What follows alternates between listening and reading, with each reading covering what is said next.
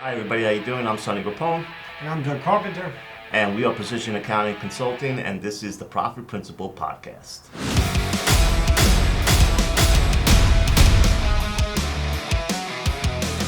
Hi everybody, how you doing? I am Sonny Grappone, your host with Precision Accounting Consulting, and this is the Profit Principle. Today we're going to be talking about the biggest expense that hits business owners, and that is payroll. And today I have Larry Horner with us from Zuma Payroll. Larry, why don't you say hello? How you doing? All right. So today I brought in Larry to kind of talk to us about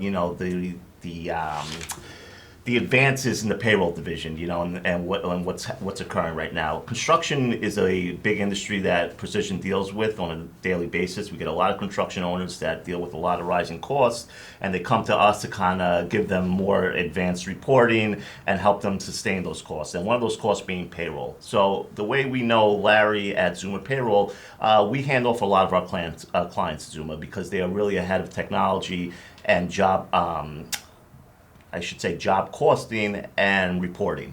So one of the things I wanted to talk about, because it seems that, from what I read recently, employee compensation in the U.S. has rose nearly 4.5% over the last year. It seems to be the biggest problem that everybody's facing, So I think the way we can counteract that is with proper reporting, and Larry has a lot of experience here with Zuma, over 20 years on selling payroll and its products. So Larry, why don't you tell us a little bit about what Zuma Payroll does as far as it goes and it pertains to the construction industry?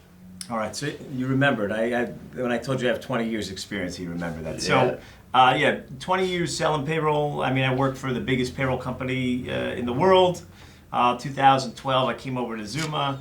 We do everything, not only contractors, but what makes us unique is we have a dedicated division to contractor payroll, both union and non-union contractors. So that makes us a little unique in the fact that we take that industry and we have a completely separate division as far as the service team. I think you mentioned before what's unique, and I don't think this makes any payroll company bad. What I learned before we started this division is that payroll companies tend to not like contractors. A lot of the information that the contractors are asking them to track is just not standard in the payroll world. It doesn't make that payroll company a bad payroll company. It doesn't make them, not that they don't know it, but the tools they have are not really built for contractors' payroll. So we went out and we built a proprietary software to basically combine that with our system to handle those accounts, right? So proprietary software, a dedicated division that speaks that language, and that's also something that I've learned is that just the payroll and reporting, even beyond payroll for contractors, it's a unique language. So that system helps us do job costing, your time tracking, certified payroll reporting, a lot of the reporting and tracking of data that payroll companies just don't do because their systems can't. So I guess that's in the contractor space, that's what makes us unique. Yeah, so tell me a little bit more about that, right? What's the pain that contractors are dealing with right now that you see most when it comes to payroll? Because I know for us that when we get these contractors, they're spending so much time and resources to get their payroll and the union and the non-union, payroll reports right. It was like another language to me when I first started this industry, and Larry helped me get accustomed to it, and I learned a lot from him. And it still could be another language to me in some of the things that he talks about. But tell me about the pain that you're seeing in the payroll industry with construction companies. What are they dealing with? I guess I'll go with, so everybody's heard of, I don't think it's a secret. The past couple of years, the government dumped, I think, like $1.2 trillion into the infrastructure. I think it's called the IIJA, Infrastructure Investment Job Act. That's $1.2 trillion. So that's all federal jobs. And this ties into what you said. What are the pain that contractors are feeling is filling out what's called a certified payroll report.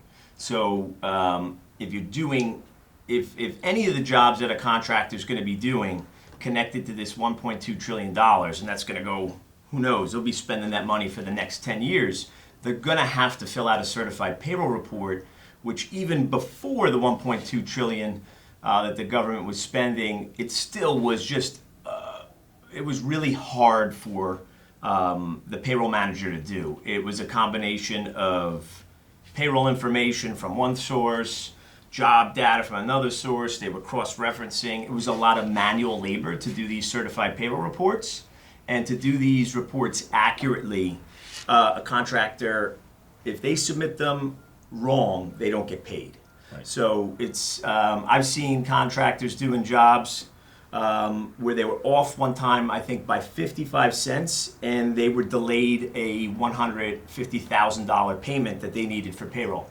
So not doing these certified payroll reports accurately, you'll hear them sometimes called as Davis-Bacon reporting. That's the federal version of it. That'll be tied to this, IIJA jobs. But certified payroll reporting needs to be exact. If the contractor submits them late, inaccurate, they don't get paid and they could go bankrupt. So I would say that's the biggest pain I see, Okay. one of many that contractors are experiencing. Yeah, it's so funny. I relate that into our industry with accounting, with construction clients. We see a lot where they need proper reporting because they need funding, right? They'll be working on, let's say, like JFK Airport, or they'll be doing some union job where they're getting funded by the government. So what happens is the government likes to pay on the last second, right? They pay on the last date. They stretch out everything. So you have to get funding in order to pay for that job, or else you're going to put everything up front. So you need proper WIP reporting, right? So that's where we come in, and we have to be on our game with your financials, the day you need it, so you can get that funding from your source, whether it be a bank, or because you're waiting a long time for that funding. And the same thing, if you don't do it exactly right, there are serious repercussions. Nobody really, we have a saying in our industry, nobody comes to us when things are good. They always come to us when things are bad, because their way doesn't work anymore. So, a lot of things that we've been seeing, in this industry is people doing it manual. It just leaves so much room for error, when everything's now it's being automated, APIs, there's so much tools at your disposal that you can use, but people just don't want to either spend the money, or they just don't know that it's out there, So let's get into some of the jobs that you guys do, as far as, with construction payroll, right? We got prevailing wage, right? That's a huge one, right? These are guys that go out there and work on non-union jobs. They work, say on a project in a certain area that they have to pay union wages to their non-union workers. Why don't you talk a little bit about that and what goes into that? So, yeah, and that's actually tied into the certified payroll reporting. So, yeah, to your point, so let's say I'm a non-union contractor. Union contractors could go and do prevailing wage work too, but they're kind of already used to that reporting, right? The union's kind of doing it for them. If I'm a non-union contractor, and let's just say there's some jobs out east here in Long Island, and I'm doing solar installation or some sort of infrastructure, highway, and I bid on this project. Now all of a sudden I have to adhere to these Davis-Bacon Reporting Acts compliance, the certified payroll reports. Now I have to pay my employees a different wage when they're on that job. Right. Maybe then when they're in Nassau County, and let's say that's another prevailing wage job that I bid on. Maybe it's tied to the 1.2 trillion, maybe it's not. But then I have to adhere to another classification that I don't normally call my employees, or an hourly rate that I don't normally use. And I have all these jobs all over the place, and I have to adhere to all these rules and reporting requirements when you're doing prevailing wage, federal prevailing wage work. It could be confusing. So example, right, would be I'm a non-union worker. I'm working on a job, out east or wherever it may be in a certain county, right? I pay my guy $50 an hour, right? I work on a prevailing wage job. How much do I have to pay him now? So yeah, I had a roofer. He did mostly prevailing wage work, schools, and the guys love being on the prevailing wage because, say, instead of being $50, they were at $94 an hour. Wow. So, yeah. That's staggering, man. A lot more expensive. Yeah. You want to make sure at least that you are getting paid on time, and if you're doing those reports wrong, you're paying that guy the 94 an hour, you're waiting for the government 90 days to get reimbursed, and if you do that certified payroll report wrong, you could go bankrupt doing that. And now, let me ask you something. The $94 an hour, is there any way around that? Like, do you have to pay this W-2 $94 an hour, like the full on W-2 wages? Or can you break that up? Or is it something that you can do? I know I've heard of certain things, but I don't want to speak out of turn here, so. So, one of the things we do, obviously the technology, the expertise, the separate division for the contractors, but sometimes it's just advice that we're giving. And sometimes that advice is don't pay the employees twice, So, when you're doing some prevailing wage work, you might have some bona fide, they call them fringe benefits. So if I'm paying you $50 an hour normally, maybe the other, the gap between the 50 and the 94, maybe I'm giving you health benefits already.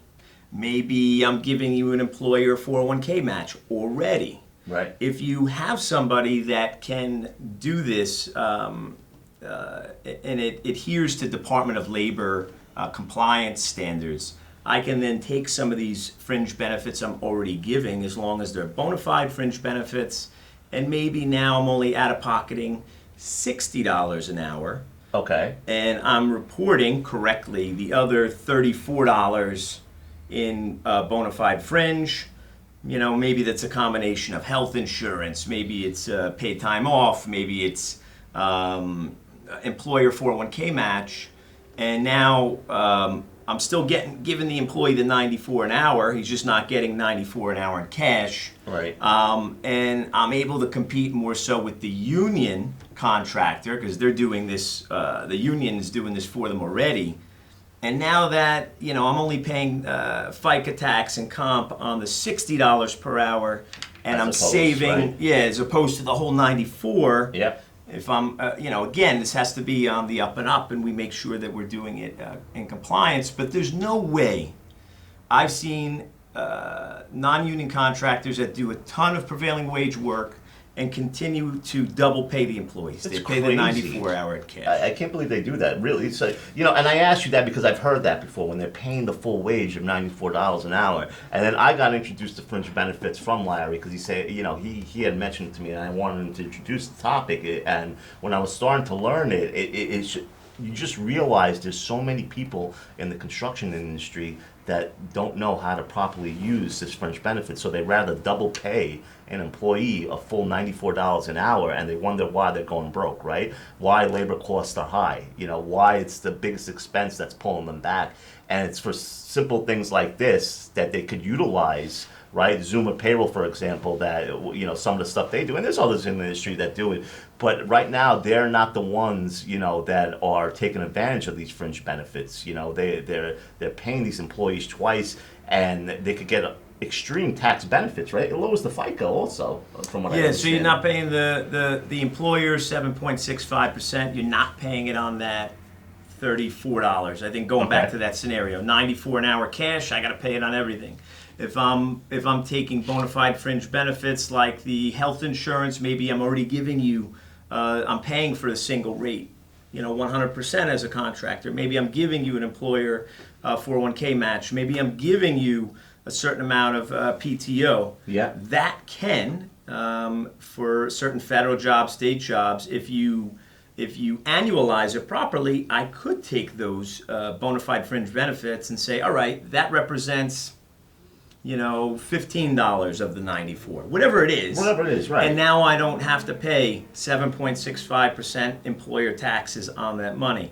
I don't have to pay workers' comp premium, which in the world of contractors is a big part of the labor cost. So I don't have to pay. I don't have to pay on that. I don't have to. It can save contractors, if they're doing a lot of prevailing wage work, hundreds of thousands of dollars. It's so funny you say that with the workers' comp, right? We see so many clients of ours, right? So workers' compensation, a client is required to get workers' comp for every business, Construction, more specifically, the rates are skyrocketed. So what happens is, what is workers' comp, right? It's an estimate. It's an estimate off your payroll. So you come to me, I'm going to get workers' comp.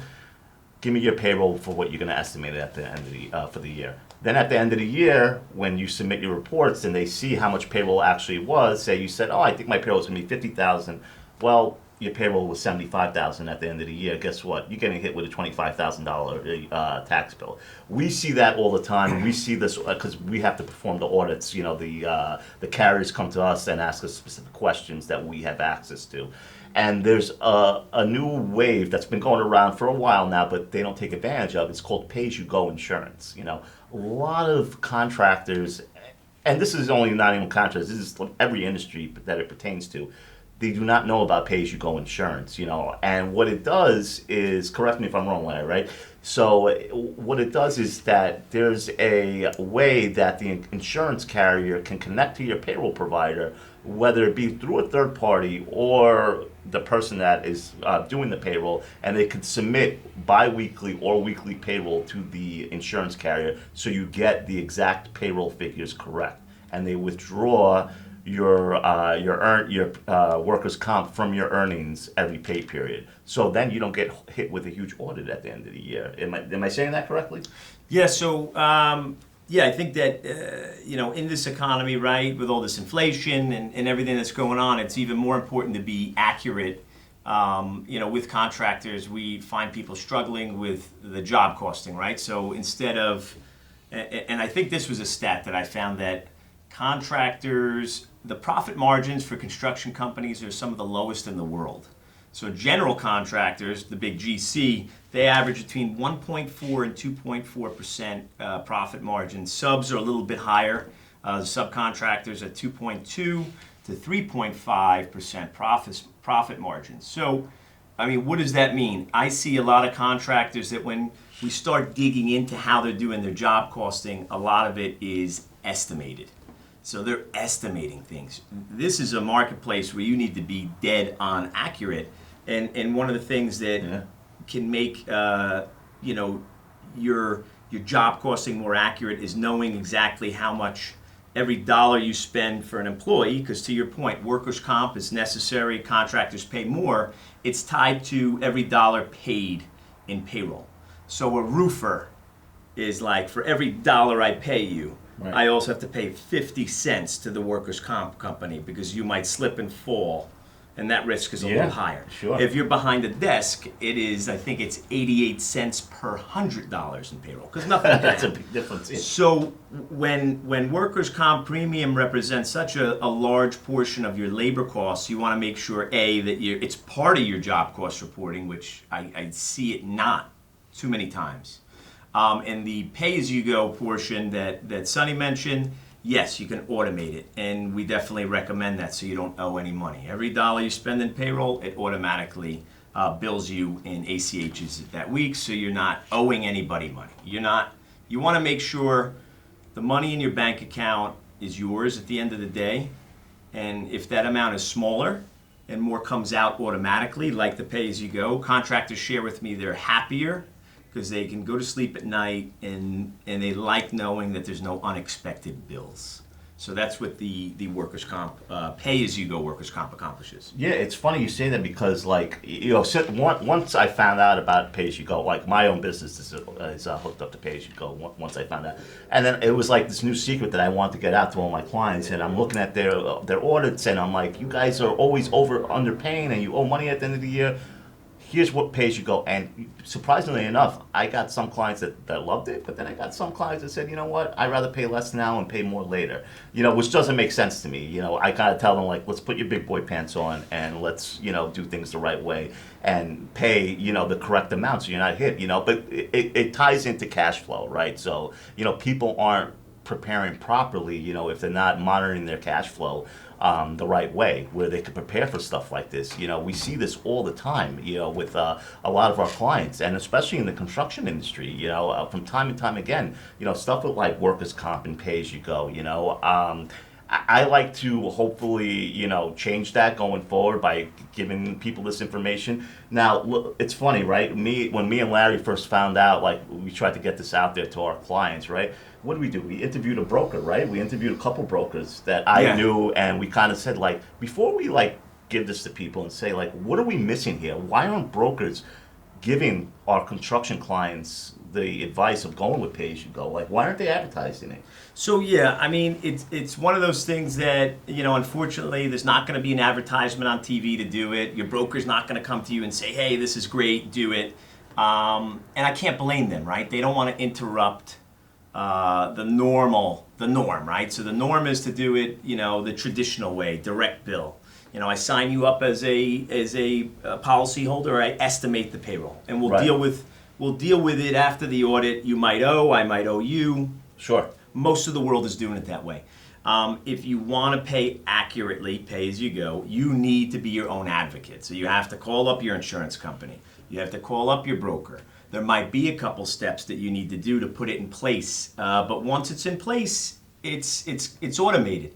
What I found is, and when we were talking to the brokers, we just honestly said to them, do you believe in this product? They said yes. Do you think that it's a good thing for your insured? Yes, it's great. He'll never owe money. He'll pay accurately. It's great. Why don't you do it? Because we don't know. We either don't know how it's done. We don't want to put this burden on them. You know what I mean? Yeah, right. But so I guess what I would say is, if you're interested in it out there, talk to your insurance company about it. Talk to your broker about it. Tell them you want it. Tell them you're willing to go through an extra couple steps, sign a piece of paper, and automate it. But yeah, we did interview an insurance broker because we were like, why is this not great? We wanted to find out the truth. Why didn't they do it? Yeah. It was crazy because I'm like, why aren't people passing this information along? And it's like, it's kind of like I related to like accounting, right? Like when we started first doing the PPP and employee retention credits, right? And I remember talking to my partner Doug about it, and we first found out the employee retention credit. We were like, this can't be real. And everybody knows what the employee retention credit. If you're a business owner out there, or even an individual, you've probably got cold called on the employee retention credit, right? And when we first saw this, we were like, this can't be real. They're giving out. Even Megyn Kelly on Fox is talking about the employee retention. Yeah. And we were calling business owners, telling them like, listen, there's this program out there that's giving this credit against your payroll.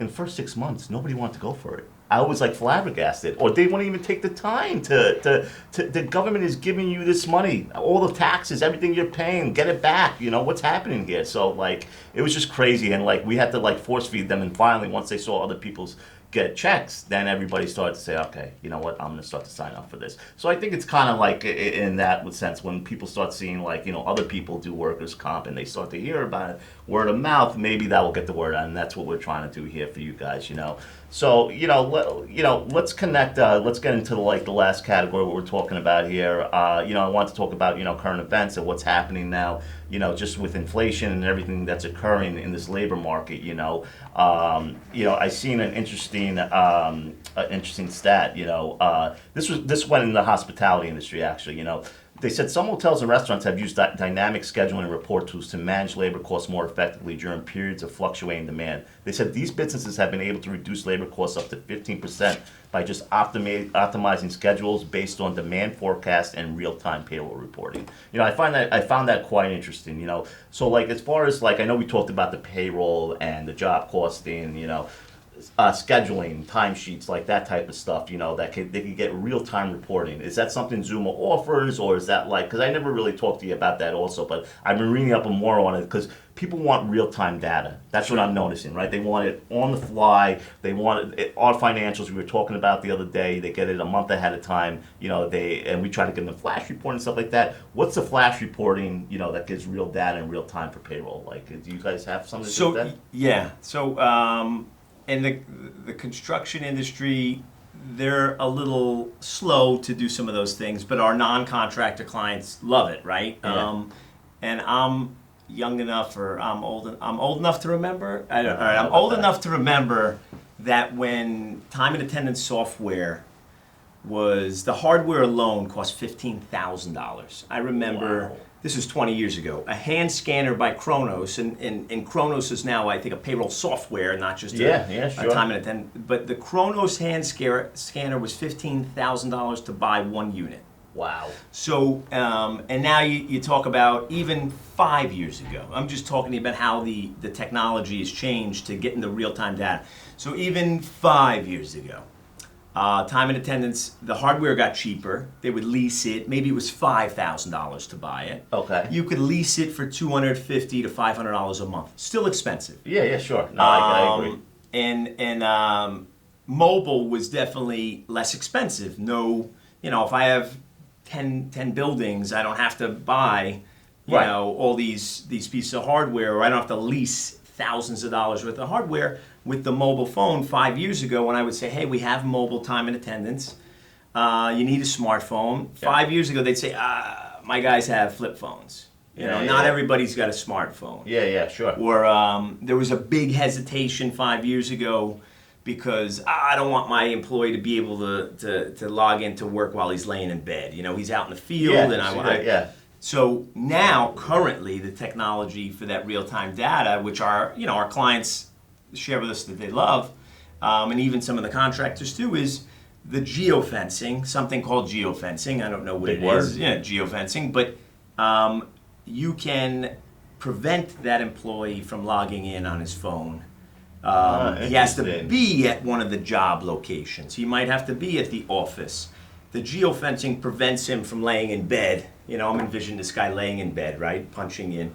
That can't happen anymore, right? So now, It's crazy, yeah, because people are doing that, especially everybody working remotely now. It's like, everybody, bosses have to worry, is this guy really working on my time, or is he stealing time? And Yeah. I'm sure it's a big worry across the stage, right now. so yeah, the software used to be on a desktop. Now a business owner can literally real time see who came in for work. With scheduling, he can see who was late for work, Wow. who didn't show up at all, right? What is trending overtime?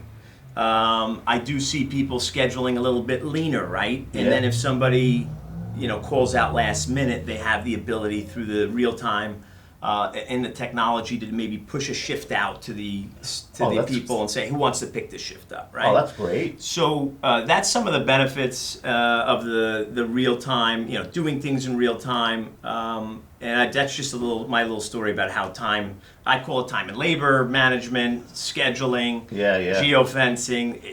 That's my little story about how it's changed in the amount of time I've been doing it. That's so funny. Yeah, I better start showing up to work on time.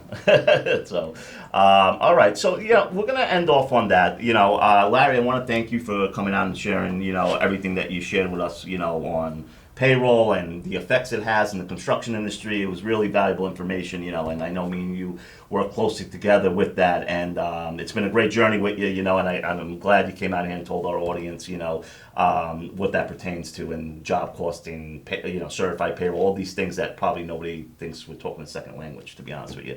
But thank you for doing that, and thank you everybody for joining us today. We'll see you next time. Take care. Thanks.